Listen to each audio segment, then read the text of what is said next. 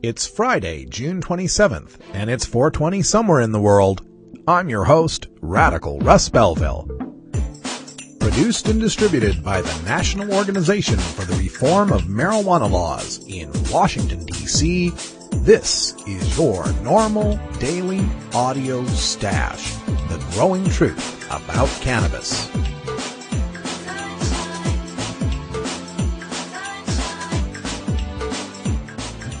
Welcome to the most popular podcast regarding marijuana in all of America and all the world, featuring interviews with scientists, politicians, doctors, prohibition policy activists, regular cannabis consumers, musicians, and NORML staff and NORML's board of directors, along with music and comedy no other podcast can offer.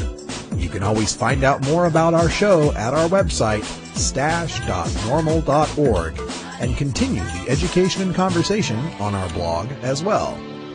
We're ending marijuana prohibition with education, one listener at a time.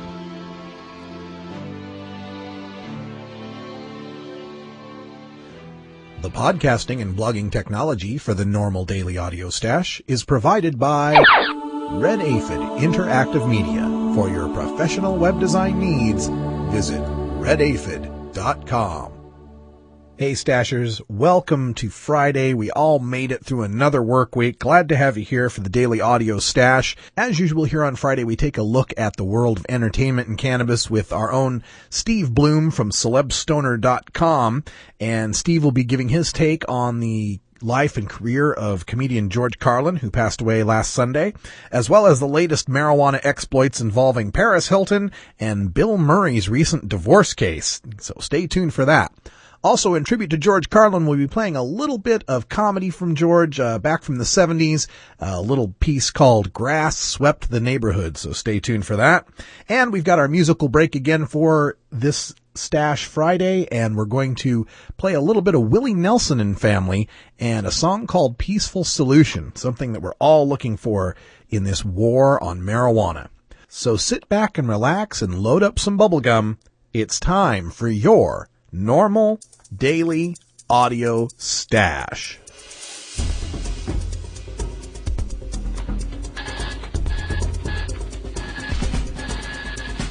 Now it's time to take a look at the latest stories about marijuana from news organizations across America and around the world in our NORML Daily Audio Stash, Hemp Headlines.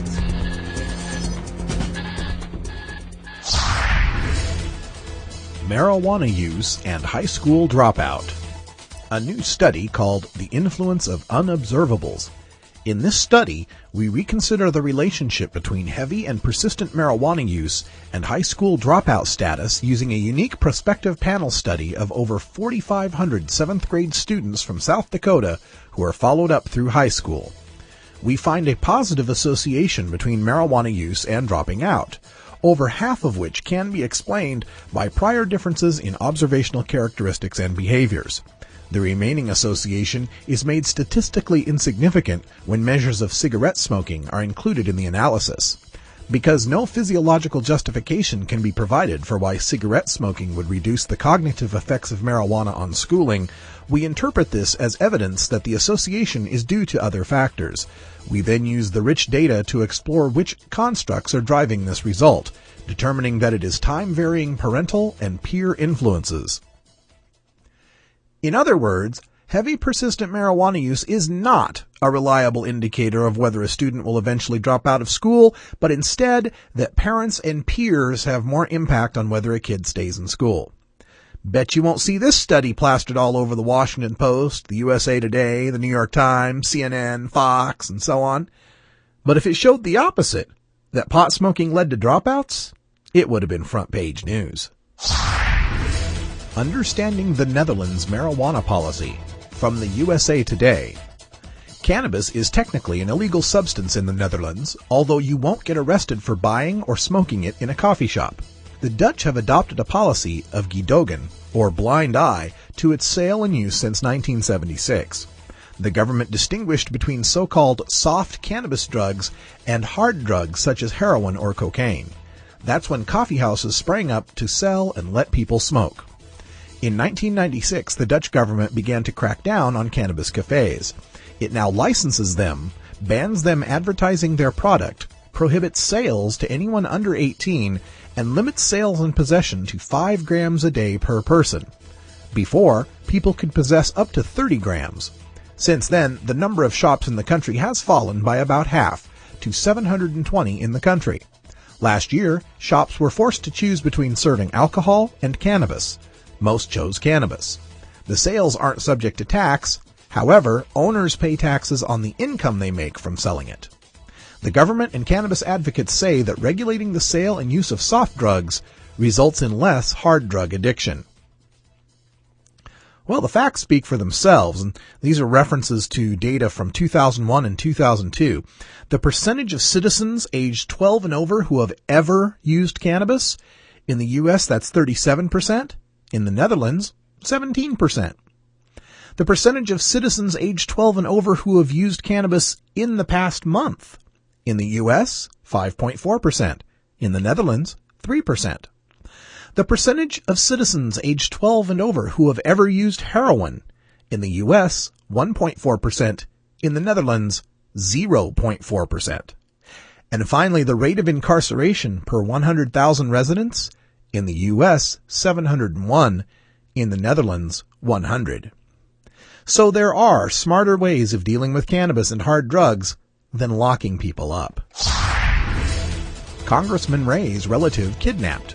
U.S. helps secure release. From the El Paso Times.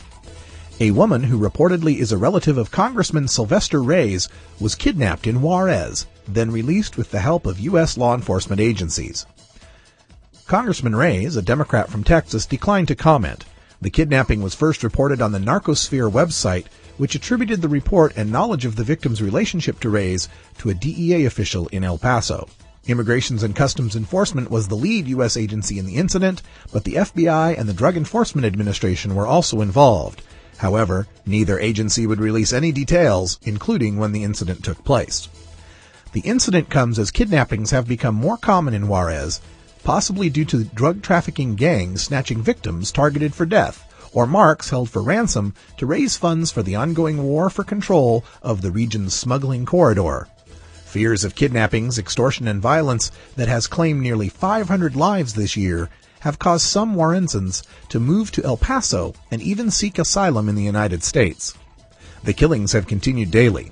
Monday, an unidentified man's dismembered body was found in Rancho Anapra, state police said. The head, arms, and legs were found in separate backpacks about 50 meters away from the torso, which was wrapped in a blanket. At least 4 deaths occurred Tuesday. A group of about 300 owners of junkyards, mechanic shops, used car lots, and other auto-related businesses have closed down because of kidnappings and robberies, the Norte de Ciudad Juarez newspaper recorded Tuesday. Last week, 4 members of the Union of Yonqueros, junkyard owners, were kidnapped and released after paying thousands of dollars, the Norte reported. A current U.S. State Department travel alert for Mexico mentions that dozens of U.S. citizens were kidnapped or murdered in Tijuana in 2007. As the U.S. has strengthened its efforts to interdict cocaine and marijuana smuggled in boats through the Caribbean, smugglers have now switched to land routes through Mexico to move the drugs we Americans demand. This has turned the northern border of Mexico into a war zone, with the Mexican police, army, bureaucrats, and judges often targeted by vicious Mexican drug gangs for kidnapping and assassination. Just like the brutal criminal gangs of the 1920s and 30s that terrorized our citizens the last time we enacted a prohibition against a popular drug. Prohibition always creates profit, potency, and violence. Always has, always will.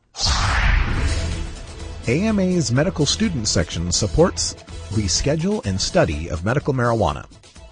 The medical student section of the American Medical Association is the largest organized group of medical students in the United States. This group of 50,000 future doctors just passed a unanimous resolution urging the AMA to support the rescheduling of cannabis and the studying of the medical efficacy of marijuana. From their resolution, resolved that our AMA support review of marijuana's status as a Schedule I controlled substance, its reclassification into a more appropriate schedule, and revision of the current protocol for obtaining research-grade marijuana so that it conforms to the same standards established for obtaining every other scheduled drug for legitimate research purposes. And be it further resolved that our AMA strongly support exemption from federal criminal prosecution, civil liability, and professional sanctioning for physicians who recommend medical marijuana in accordance with state law, as well as full legal protections for patients who use medical marijuana under these circumstances. And be it further resolved that this resolution be promptly forwarded to the House of Delegates at A08 for national action. This is a great resolution, and it just shows that the younger generation of doctors who haven't been so inculcated into this reefer madness lies are much more supportive of medical marijuana.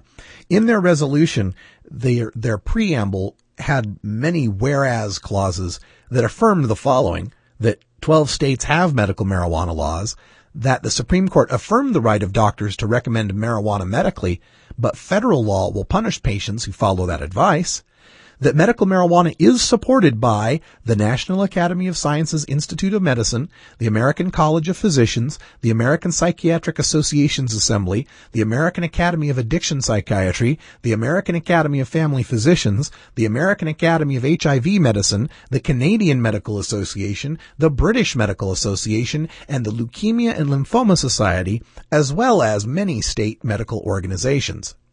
And that the Institute of Medicine has recognized marijuana's therapeutic value for numerous afflictions, but that the National Institutes of Drug Abuse and the DEA won't let anyone produce and study marijuana, even though they will let scientists produce and study other Schedule I drugs like LSD, ecstasy, and magic mushrooms.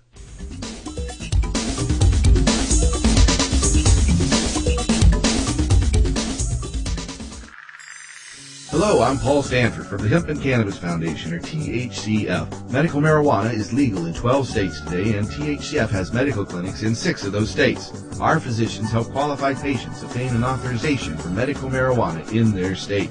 Patients are eligible for medical marijuana with a history of either severe chronic pain and or nausea, cancer, AIDS or HIV, hepatitis, glaucoma, seizure disorders like epilepsy, chronic muscle spasms as in multiple sclerosis or asthma, neurodegenerative diseases such as Alzheimer's, and gastrointestinal disorders like IBS or Crohn's disease. If you or someone you know has one of these conditions, our doctors will help them obtain a permit for medical marijuana. THCF Medical Clinics has offices in Washington State, Oregon, Colorado, Nevada, Hawaii, and California. Call 1-800-723-0188 or go to the web at www.hemp.org or 1-800-723-0188. Well, we finally made it to Friday Stashers, and that means that we're going to be speaking with Steve Bloom, the executive director and webmaster of CelebStoner.com, also the author of the fantastic book, Pot Culture, the A to Z Guide to Stoner Language and Life, along with Shirley Halperin. And Steve, welcome to the show. Hey, thanks a lot, Russ. A lot of celebrity news this week as far as marijuana celebrities go, and unfortunately, the saddest news of all, of course, was this last Sunday with the passing of celeb stoner legend George Carlin. He really left his mark on the marijuana culture. Yeah, that was a bit of a shock.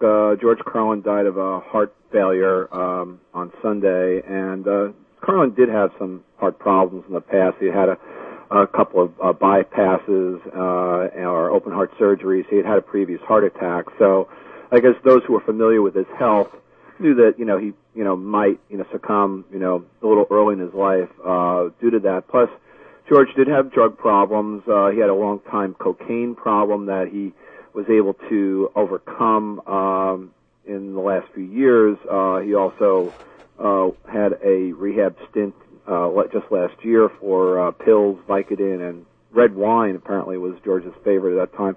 You just got to love, just in general, that, not that George was having problems with drugs as his time went on, but just that he would, continue, because this is something that, he grew up with. And, background for George Carlin is, he grew up in New York and Harlem, and he came out of, Irish community there, to be one of the great, American comedians of all time. And he just had a really unique take on American culture, where he kind of saw, the changes before his own eyes when he was growing up in Harlem, being kind of a white kid, to see the neighborhood going through the changes as it changed complexion and more blacks and Hispanics moved in, and famously he had this great bit in his 1973 album, Grass Swept the Neighborhood, and he kind of recognized how the culture had shifted from alcohol to marijuana at some point in time as he was growing up, and that it also ushered in, kind of a new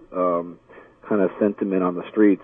People were a little nicer to each other. People weren't always getting into fights, and a lot of the stuff that we talk about these days about marijuana being, peaceful, substance that, people don't end up having fights over and stuff like that. He kind of talked about that initially because he came out of that tradition of kind of ruffians in the street, kind of fighting each other under the influence of alcohol to kind of like really chilling out under the influence of marijuana.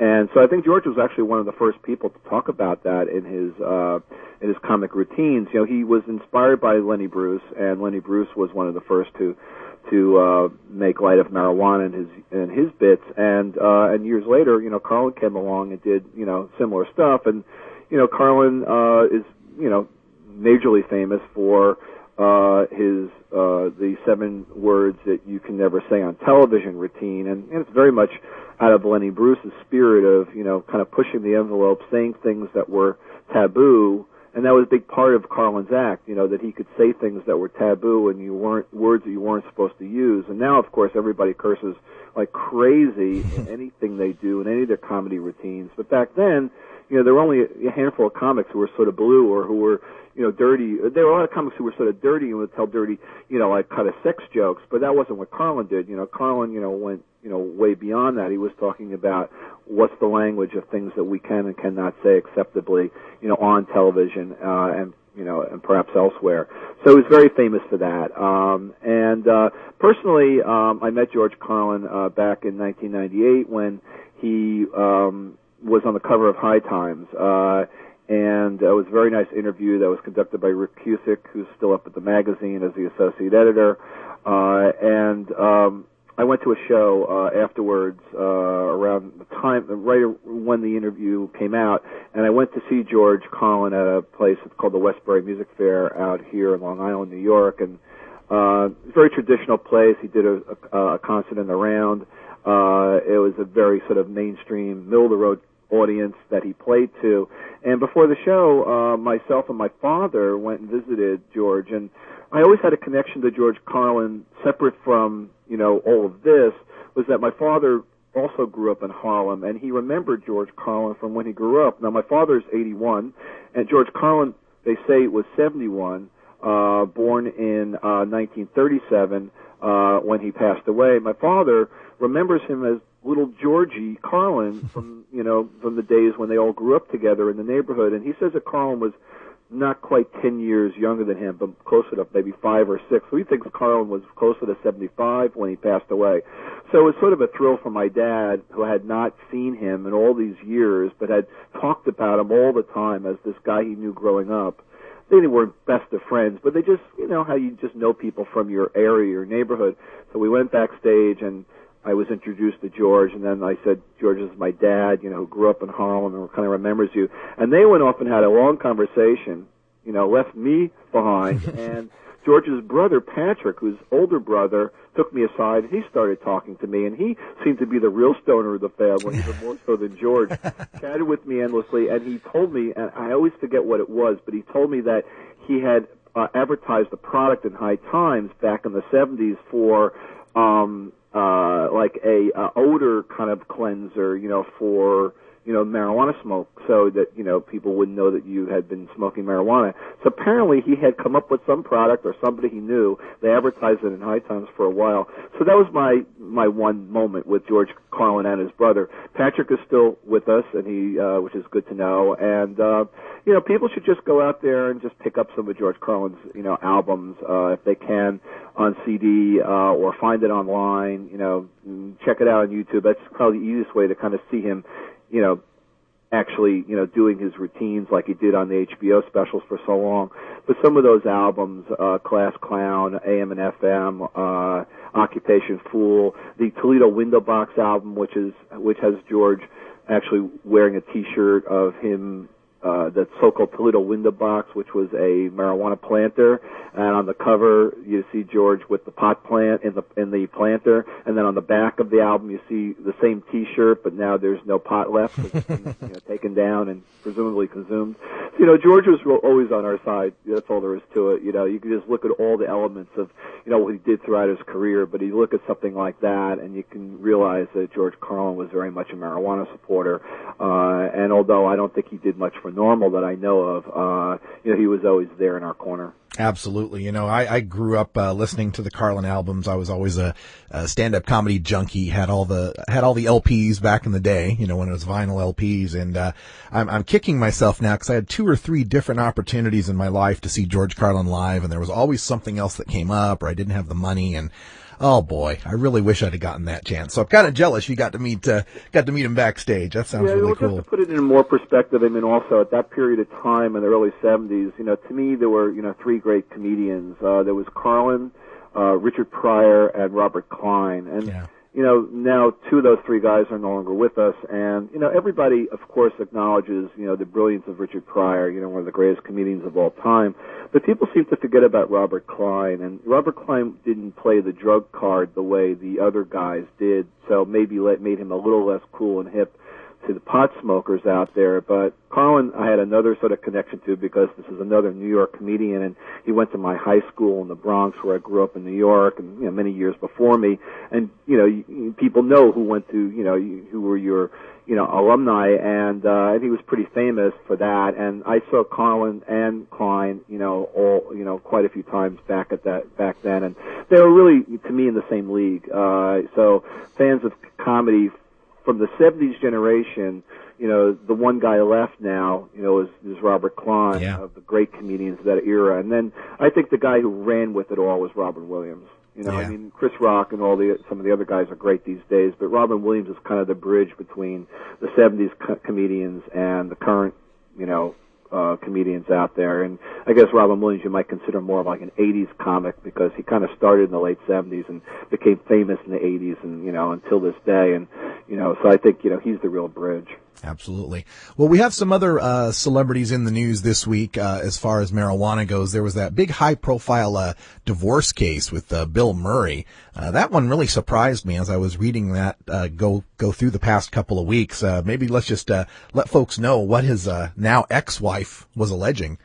Well, Jennifer Murray, Bill Murray's wife of nearly 11 years, he and her decided recently to break up, and she claimed that he was among other things, addicted to marijuana, sex, an adulterer, he abandoned her, and all kinds of stuff.